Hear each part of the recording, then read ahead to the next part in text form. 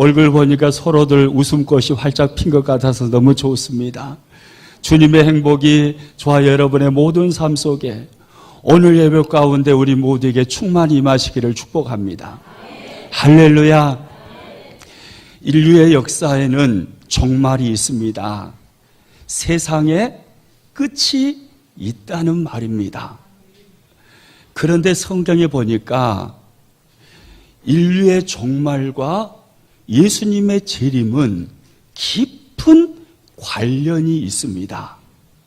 그래서 많은 사람들은 인류의 종말을 예언하고 예수님의 재림을 예언을 했습니다. 노스트라다무스는 1999년 8월 26일 날 인류가 종말할 거라 말을 했습니다. 그리고 이단 제7일 안식일교 창시자인 엘렌 G 화이트는 1843년 3월 21일 날 예수님이 재림할 거라고 예언을 했습니다. 그리고 다미 선교회, 우리나라에서도 아주 떠들썩했지 않습니까? 이 다미 선교회는 1992년 10월 28일 날 예수님이 재림할 거다. 그날이 세상의 종말이 될 거다라고 예언을 했습니다. 그런데 예수님이 지금 재림하셨어요? 안 하셨어요? 안 하셨어요. 그들이 선포했던 그 날들은 다 거짓으로 드러났습니다. 그런다고 해서 예수님이 재림하지 않으시나요? 인류의 끝이 오지 않나요? 인류의 종말이 찾아오지 않습니까? 그러지 않습니다. 성경은 예수님의 재림이 반드시 있다라고 말씀합니다. 인류의 종말이 반드시 있다라고 말합니다. 그날이 쩌벅쩌벅 우리 앞에 다가오고 있다라고 말씀을 합니다. 그러면 인류의 종말, 예수님이 재림하시는 그날은 언제일까요? 언제 그날이 올까요? 여러분 궁금하시죠? 별로 안 궁금하세요? 궁금하시죠? 궁금하면 500원 주세요. 궁금하시죠? 우리는 궁금합니다. 오늘 본문에 보니까 예수님의 제자들도 이 사실이 몹시 궁금했나 봅니다. 그래서 예수님께서 감람산에 올라가셨을 때 예수님께 가까이 다가가서 제자들이 그럽니다. 주여, 주님의 임하심과 세상의 끝에는 무슨 징조가 있습니까? 이렇게 묻습니다. 오늘 보면 3절 말씀을 같이 읽습니다.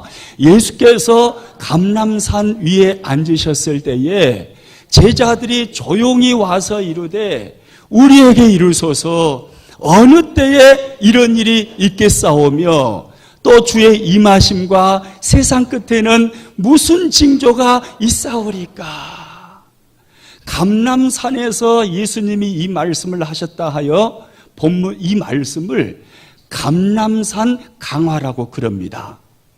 주님이 이 말씀을 하신 데에는 배경이 있어요.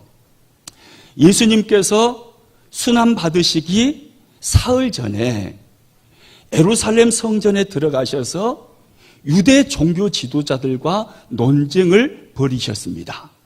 그리고 밖에 나오셔서 높은 감람산에 올라가셨어요. 제자들과 함께. 아래에는 예루살렘 성전이 한눈에 보입니다. 그때 제자들이 예수님 가까이 다가와서 눈앞에 보이는 예루살렘 성전을 자랑하는 거예요. 주님, 저 성전을 보십시오. 40년에 걸쳐서 저 성전이 지어졌는데 얼마나 화려합니까? 돌들마다 얼마나 화려한 장식이 되어 있습니까? 저렇게 큼직한 돌들이 견고하게 지어져 있지 않습니까? 라고 예수님 가까이 다가와서 예루살렘 성전을 계속 자랑하는 거예요.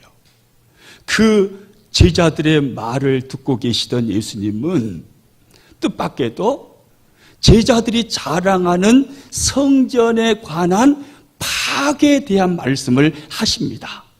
너무 충격적인 말씀이죠. 그 말씀이 2절에 이렇게 나와 있습니다. 같이 읽습니다. 대답하여 이르시되 너희가 이 모든 것을 보지 못하느냐? 내가 진실로 너희에게 이르노니 돌 하나도 돌 위에 남지 않고 다 무너뜨려지리라. 너희 눈에 그렇게 화려하게 성전이 보이느냐? 그러나 그 끝이 있다라는 거예요. 돌 하나도 돌 위에 남지 않도록 모든 것이 무너지는 때가 온다라는 거예요. 그 충격적인 주님의 말씀을 듣고 제자들이 묻는 겁니다. 그러면 주님, 그때가 언제입니까? 그리고 세상의 종말에는 어떤 징조가 있는 것입니까? 그렇게 제자들이 예수님께 물었어요. 그 제자들의 질문을 받으신 주님이 마태복음 24장에 종말의 때에 나타날 많은 징조들을 말씀해 주십니다. 4절과 5절 말씀 같이 읽습니다.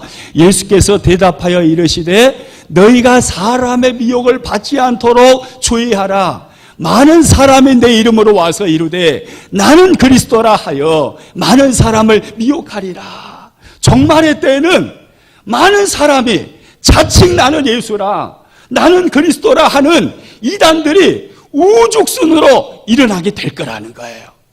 그리고 6절과 7절에서 또 이렇게 말씀을 하십니다. 난리와 난리 소문을 듣겠으나 너희는 삼가 두려워하지 말라. 이런 일이 있어야 하되 아직 끝은 아니니라. 민족이 민족을, 나라가 나라를 대적하여 일어나겠고 세계 곳곳에서 천재지변을 통하여서 난리와 난리의 소문을 너희들이 종말의 때는 많이 듣게 될 것이다. 그리고 민족과 민족이, 나라와 나라가 서로 분쟁하면서 대적하고 전쟁을 하게 될 것이다. 예수님은 그렇게 예언을 하셨어요. 그리고 7절 후반절에 보면 이렇게 말씀합니다. 같이 읽습니다.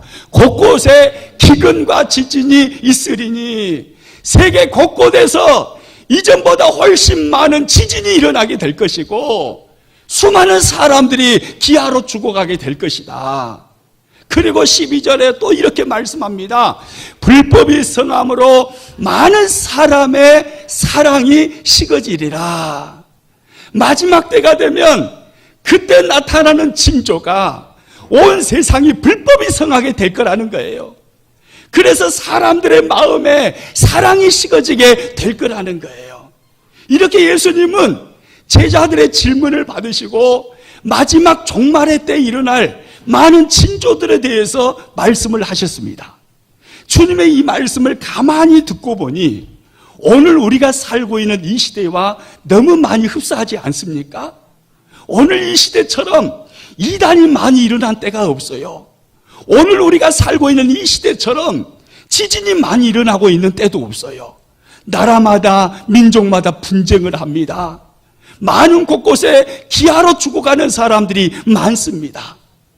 불법이 성합니다. 사랑이 식어져 가고 있습니다. 너무나 예수님이 마태복음 24장에서 말씀하시는 종말의 징조와 오늘 이 시대가 너무나 흡사하다는 거예요. 그러면 우리가 살고 있는 이때가 말세지말 종말의 때라는 것을 짐작으로 알 수가 있잖아요. 며칠날 예수님이 재림하실지는 아무도 모릅니다. 그러나 세상에 나타나는 징조들을 볼 때 예수님이 가까이 오셨구나, 예수님의 재림의 때가 멀지 않구나, 이것을 우리가 느낄 수가 있어요. 그러면 이러한 때를 살아가는 저와 여러분은 어떻게 세상을 살아야 할까요? 우리가 토성축제 때 함께 말씀을 나눴습니다. 데살로니가전서 5장 6절에서 사도 바울은 마지막 종말의 때를 살아가는 모든 믿음의 사람들에게 이렇게 권면합니다.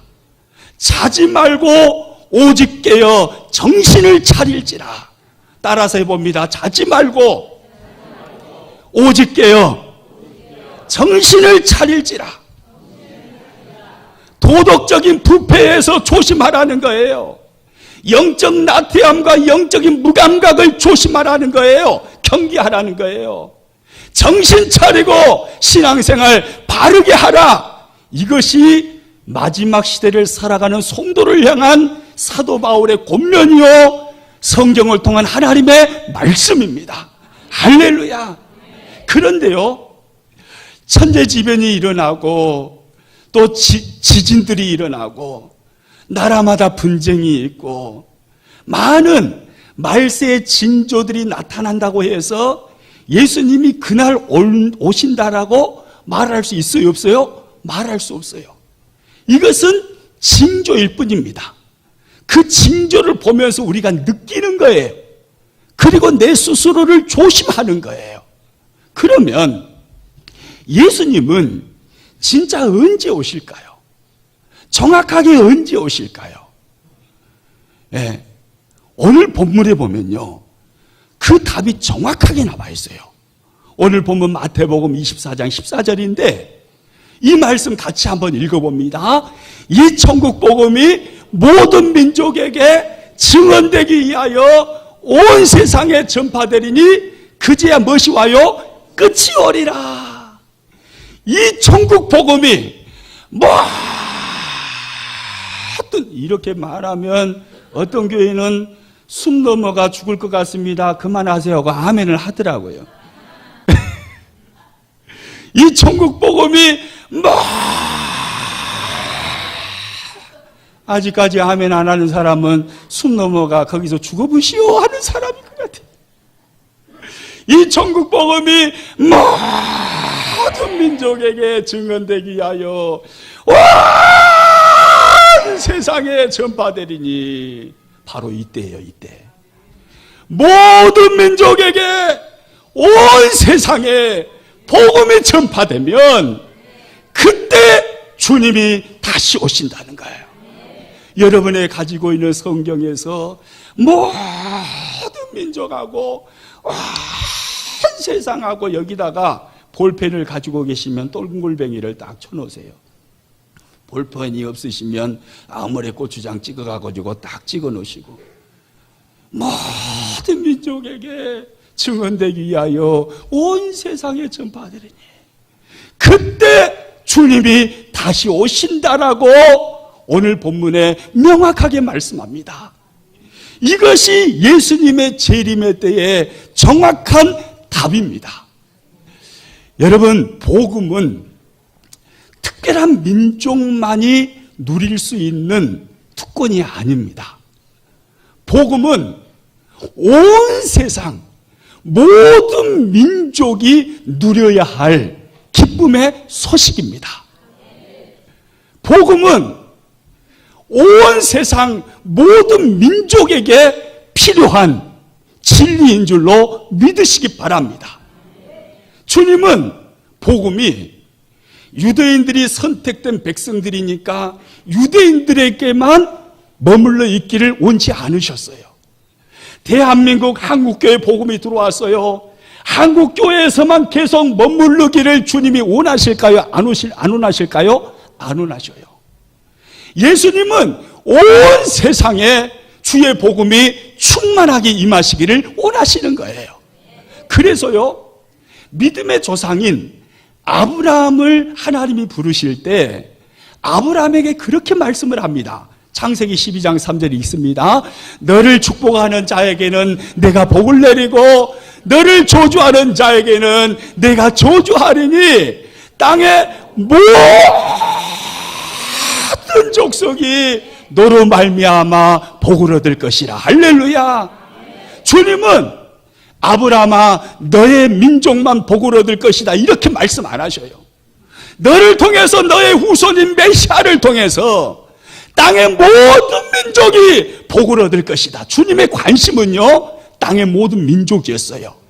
그리고요 누가복음 2장에 가서 보면 가브리엘 천사장이 목자들에게 찾아와서 메시아의 탄생에 대한 메시지를 던져줍니다.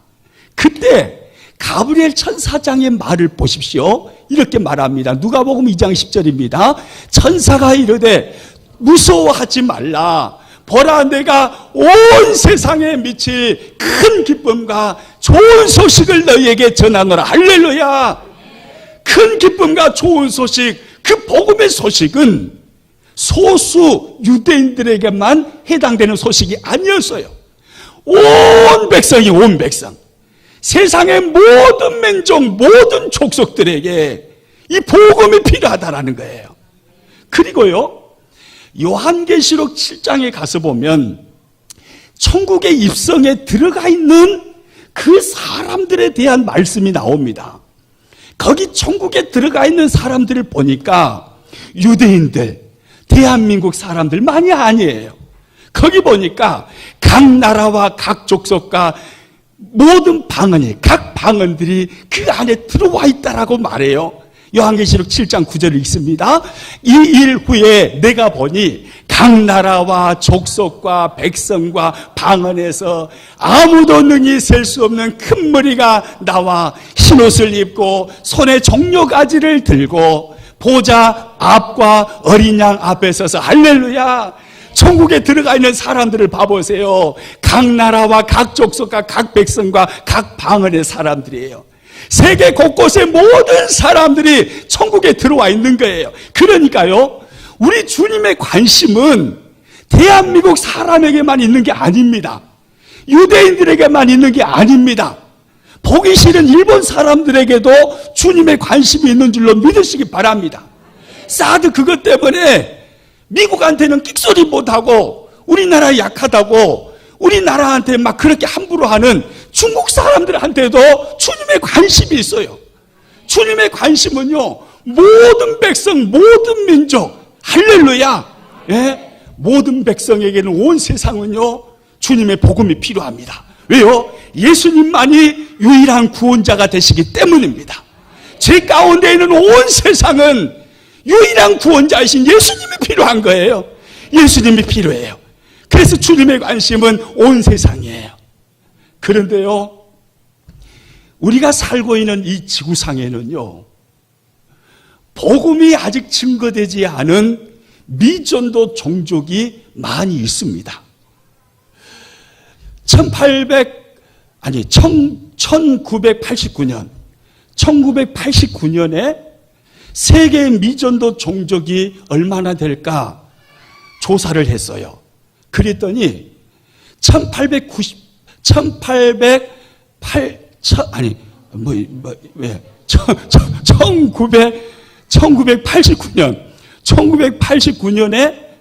미전도 종족이 12,000 종족이었대요. 그런데요, 그 12,000 미전도 종족이 있었는데 지금은요, 미전도 종족이 5,000 종족밖에 되지 않습니다. 급속도로 미전도 종족이 사라졌죠. 그만큼 지금 세계복음화가 급속도로 이루어지고 있다라는 이야기입니다. 그런데요, 지금 남아있는 5,000여 미전도 종족은요, 기가 보통 센 사람들이 아니에요. 여기는 사탄이 견고한 진을 구축해 놓고 꽉 사로잡고 있는 이슬람, 그리고 힌두교, 그리고 소수의 불교를 숭배하는 민족들이에요. 영적 전쟁이 치열한 곳이죠. 여기만 지금 남아있어요. 복음은요, 예루살렘에서 예수님의 제자들을 통하여 복음이 온 세상에 전파되기를 시작했습니다. 예루살렘이 어디냐면 세계 지도가 앞에 보이죠? 정중앙이에요. 세계의 정중앙, 저 빨간 점이 있는 저곳이 유대 땅 예루살렘입니다.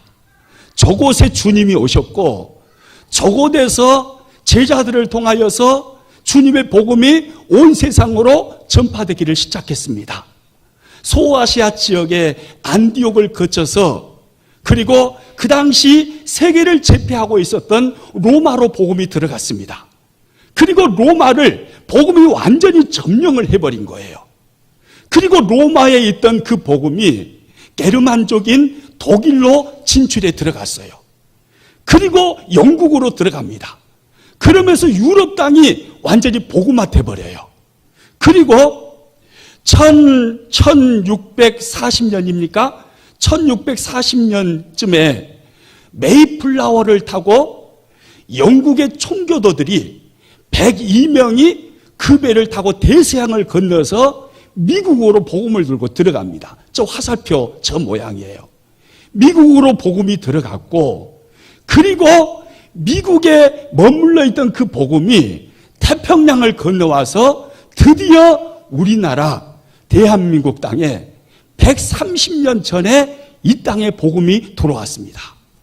대한민국에 복음이 들어오면서 세계 선교 역사상 유례가 없는 놀라운 부흥운동이 우리가 살고 있는 이 땅에서 일어나게 된 거예요. 그리고 이 땅에 있던 이 복음이 중국을 거쳐서 중앙아시아를 거쳐 예루살렘을 향하여서 지금 계속해서 전진해 가고 있어요. 그러니까 잘 봐보세요. 여기 앞에 지도를 잘 봐보세요. 가운데 찍어져 있는 저 붉은 점이 예루살렘입니다. 저기서부터 복음이 시작되었어요. 그래서 서쪽으로 계속 서쪽으로 가고 있죠. 계속 서쪽으로 가다가 대서양을 건너서 미국으로 갔고, 태평양을 건너서 또 동쪽 끝에 있는 우리나라에 도착하게 되었어요. 그리고 이 복음은 계속해서 서쪽으로 갑니다. 중국을 거쳐서 지금 중앙아시아 쪽으로 들어가고 있어요. 복음은 세계 선교 역사를 보면요, 복음은 서진을 하고 있는 거예요. 계속 서진을 하고 있어요. 언제 주님이 오십니까? 이 서진을 계속하고 있는 이 복음이 중국을 이제 뛰어넘어서 중앙아시아와 인도와 아프리카 이쪽을 복음화시켜버리고 예루살렘으로 다시 들어가면, 그때 드디어 모든 민족이 다 주의 복음을 듣게 되고 예수님이 재림하시게 될 것입니다. 바로 그날이 올 거예요. 그런데 지금 복음이 계속 서진을 하고 있다고 그랬잖아요. 서진을 하고 있는데 중국을 거쳐서 중앙아시아라는 장벽을 뛰어넘어서 그리고 예루살렘 쪽으로 가야 되는데, 복음의 서진을 가로막고 있는 강력한 양대 산맥이 있습니다. 그 산맥이 뭐냐면 중앙아시아를 중심으로 포진하고 있는 이슬람이에요. 그리고 힌두교입니다. 이 이슬람과 힌두교가 양대 산맥을 이루어서 복음의 서진을 지금 가로막고 있는 것입니다. 그러니까 이쪽에서는 지금 치열한 영적 전투가 벌어지고 있는 거예요. 근데 이 이슬람은 중앙아시아에서 지금 이슬람이 동쪽을 향해서 지금 오고 있어요. 복음은 서쪽을 향해서 가고 있잖아요. 그러니까 중앙아시아 이쪽이 지금 심각한 영적 전쟁이 일어나고 있는 지역이 된 거예요. 바로 이런 상황 속에 우리가 놓여 있는데, 그러면 여러분, 양대 산맥, 이슬람과 힌두교라는 양대 산맥이 복음의 서진을 가로막고 있는 높은 장벽이 지금 되어 있는데, 이 장벽을 뚫고 이 복음의 서진을 계속 이루어서 주님의 오실 길을 예비할 사람들이 누구겠습니까? 누가 이 일을 해야 되겠습니까? 속으로 다 답을 하고 계시죠? 누가 이 일을 해야 되겠어요? 주님이요, 이사야 선지자에게 그렇게 말씀합니다. 내가 누구를 보내며 누가 우리를 위하여 갈고? 그때 이사야 선지자가 주님 앞에 그렇게 답을 합니다. 주님, 내가 여기 있습니다. 나를 보내소서. 이게 이사야 6장 8절 말씀이에요. 같이 읽어봅니다. 내가 또 주의 목소리를 들으니 주께서 이르시되 내가 누구를 보내며 누가 우리를 위하여 갈고 하시니, 그때 내가 이르되 내가 여기 있나이다, 나를 보내소서 하였더니, 할렐루야. 양대 산맥이 복음의 서진을 가로막고 있는 지금 이때에 그 장벽을 뚫고 선봉에 서서 복음의 서진을 계속 이루면서 주님의 오실 길을 준비할 사람들이 도대체 누가 되어야 할까요? 누가 되어야 할까요? 130년 전만 해도요, 우리나라 땅은요, 지독하게 가난한 땅이었습니다. 지독하게 어두움이 가득한 땅이었습니다. 희망이 없는 나라, 소망이 보이지 않는 나라, 사망의 그늘에 앉아서 우상 숭배하며 아무런 빛도 볼 수 없었던 나라, 그 나라가 바로 130년 전에 우리 조선 땅, 우리나라예요, 우리나라.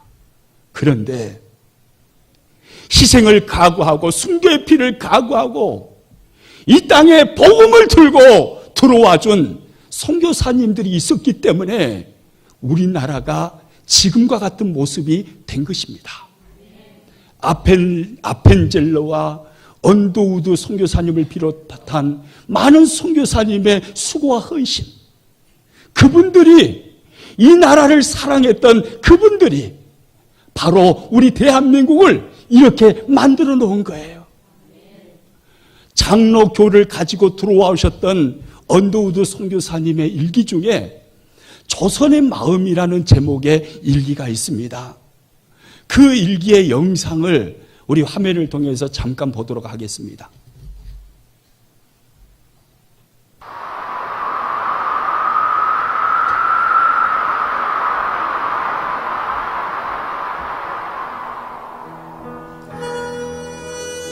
주여, 지금은 아무것도 보이지 않습니다. 주님, 메마르고 가난한 땅, 나무 한 그루 시원하게 자라오르지 못하고 있는 땅에 저희들을 옮겨와 심으셨습니다. 그 넓고 넓은 태평양을 건너왔는지 그 사실이 기적입니다. 주께서 붙잡아 뚝 떨어뜨려 놓으신 듯한 이곳, 지금은 아무것도 보이지 않습니다. 보이는 것은 고집스럽게 얼룩진 어둠뿐입니다.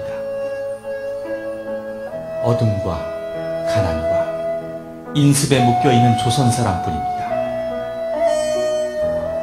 그들은 왜 묶여있는지도 고통이라는 것도 모르고 있습니다. 고통을 고통인 줄 모르는 자에게 고통을 벗겨주겠다고 하면 의심부터 하고 화부터 냅니다. 조선 남자들의 속셈이 보이지 않습니다. 이 나라 조정의 내심도 보이질 않습니다.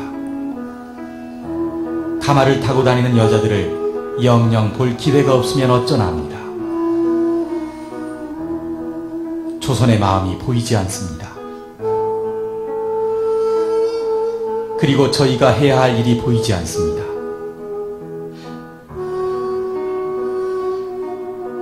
그러나 주님, 순종하겠습니다.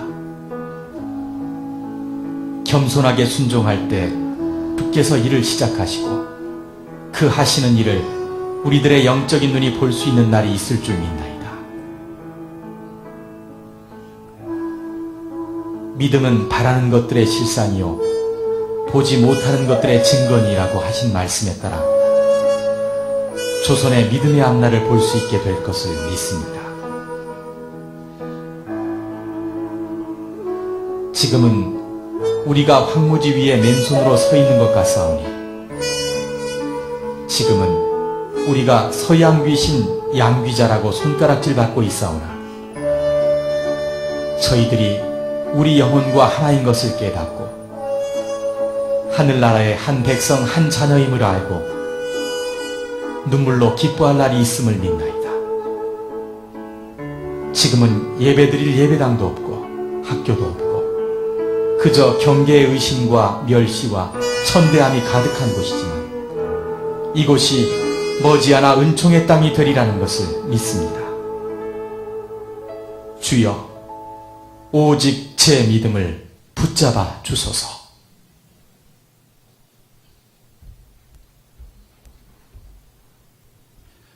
(130년) 전 이 땅은 희망을 볼 수 없는 땅이었습니다. 어두운 땅, 가난한 땅, 지독하게 어두운 그곳이 바로 이곳이었습니다. 그런데 지금은요, 세계 경제 대국이 되어 있어요. 선교를 미국 다음으로 가장 많이 선교사님을 많이 파송하는 선교 대국이 되어 있습니다. 한국에 5만여 교회가 있습니다. 800만에서 1000만의 성도들이 있습니다. 여러분, 누가 이런 일을 했습니까? 이 땅을 사랑해서, 이 민족을 사랑해서 자신의 모든 것을 헌신하고 하나님께 드리면서 순교를 각오하고 이 땅에 들어온 선교사님들이 그 일을 해낸 거예요. 이제 그러면 누가 가야겠습니까? 우리가 복음의 빚을 갚아야 되는 겁니다. 이 복음의 빚을 우리가 받았다면 이제 이 복음의 빚을 갚는 겁니다. 누가 가야겠습니까? 우리가 가야 합니다. 여러분, 세상을 살면서 너무 시야를 좁게 세상을 바라보면서 살지 마십시오. 내가 하고 있는 사업, 내가 다니고 있는 직장, 내가 가지고 있는 이 건강, 나에게 있는 이 시간, 이 모든 것은 본업이 아닙니다. 이것은 부업입니다. 부업에 사로잡혀서 근시안적으로 그것이 전부인 것처럼 그것을 위해서 목숨 걸지 마십시오. 그 모든 것은 부업입니다. 우리의 본업은 뭡니까? 복음의 빚을 갚는 겁니다. 이 땅에 들어와서 내 영혼의 구원의 은총을 베풀어 주신 그 복음, 선교사님들을 통해서 복음의 빚을 내가 받았다면 복음의 빚을 갚는 것, 세계 복음화를 이루어가는 것, 이것이 우리의 본업입니다. 그래서요, 우리 교회의 비전은요, 12-12 온포인트 비전입니다. 사실 땅끝은 멀리 있지 않아요. 내가 서 있는 곳이 땅끝입니다. 지구를 한 바퀴 돌아보세요. 마지막이 어디에 오나요? 내가 서 있는 그 자리로 다시 오는 거예요. 우리가 있는 이곳이 땅끝입니다. 그래서 내가 서 있는 이 땅끝에서 복음을 전하는 수고를 아끼지 않고 열심히 복음을 전해서 수많은 사람들이 주님의 몸된 교회로 구름대처럼 벌떼처럼 몰려와서 지역 복음화, 민족 복음화를 위해서 12개 교회를 분립시켜 주는 거예요. 이것이 앞에 있는 12의 의미입니다. 땅끝인 우리가 살고 있는 이 지역, 이 민족 복음화를 위해서 헌신하는 거죠. 그리고 가운데 12는 세계 복음화를 위해서 내가 가지 못하면 보내야죠. 선교사님을 파송하는 겁니다. 세계 곳곳에 선교사님을 파송해서 그 선교사님들을 통해서 세계 복음화가 이루어질 수 있도록 우리가 이 사역을 감당하는 겁니다. 이것이 가운데 12입니다. 그리고 제일 뒤에 있는 온포인트는 치고 빠지는 이 작전, 복음을 들고 단기 선교 사역을 통해서 각 나라 각 족속으로 들어가는 겁니다. 그래서 장기 선교사님들과 협력해서 사역을 감당하고 빠져나오는 거예요. 한 점 찍고 나오고 이 온포인트예요. 12-12 온포인트 비전. 우리는 이 비전을 향하여서 계속해서 달려가게 될 것입니다. 왜요? 우리의 본업이 이것이니까요. 교회 존재 이유가 이것이고, 저와 여러분이 이 땅을 살아가는 이유가 이것이고, 저와 여러분에게 사명이 없다면 이미 주님이 부르셨을 거예요. 사명이 끝나면 그날 죽음이 오는 겁니다. 그 사명이 뭡니까? 이 땅에서 잘 먹고 잘 사는 게 사명일까요? 천만의 말씀이에요. 주님의 오실 길을 예비하는 것이 저와 여러분이 가지고 있는 사명이에요.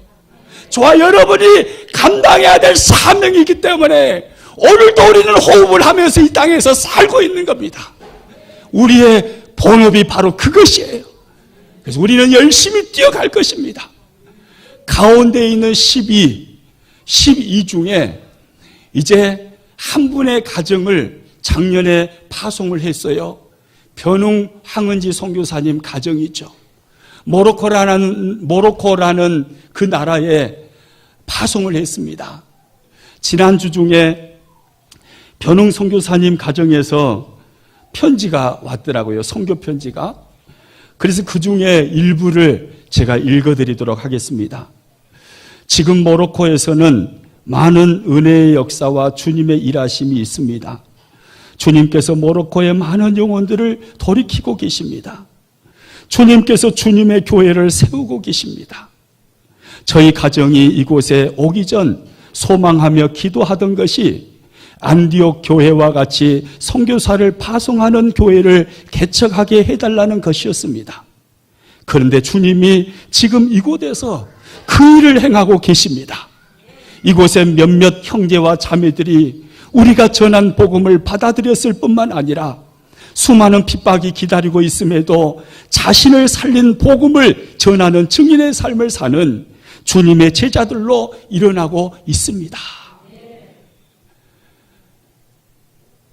그 모로코 땅에 들어가서 교회를 세우고 주님의 제자들을 일으키기 위해서 변웅 황은지 선교사님 가정이 얼마나 많은 희생을 했겠습니까?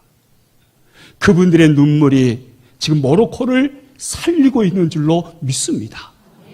아이고, 모로코가 어디가 있다요이? 도대체 그 나라가 어디다요이? 이러신 분이 계실란가 모르겠어요. 모로코는요, 저기 붉은 점이 찍혀 있는 저곳입니다.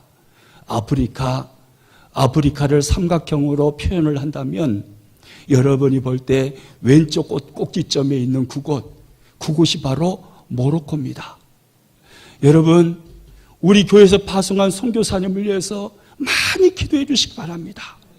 이 모로코 땅은요, 복음의 서진을 가로막고 있는 양대 산맥 중에 하나인 무슬림이 이미 지배해버린 땅이에요.